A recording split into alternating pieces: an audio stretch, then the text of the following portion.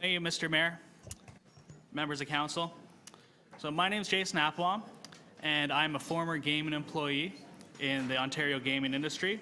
I've had a 12-year career in varying roles as a dealer, supervisor, manager, and in surveillance.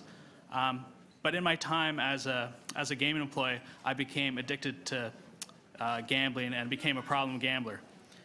Since I left the industry, I've recovered. I no longer have any issues with problem gambling, and I've actually started my own company called Responsible Gambling Services, and I do prevention education work, and it's a unique and valuable perspective I bring, and I bridge the gap with responsible gambling programs, and basically I just want to reduce the incidence of problem gambling.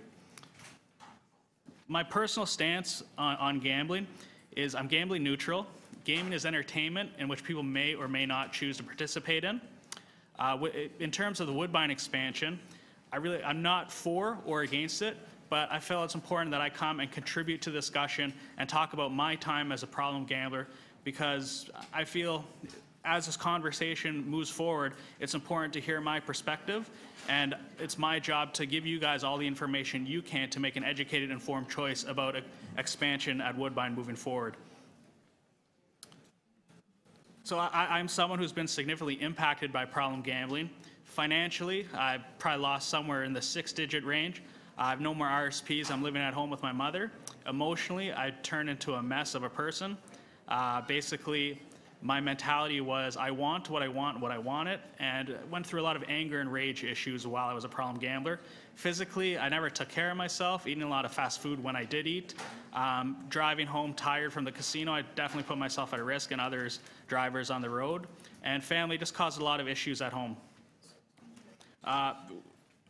Going from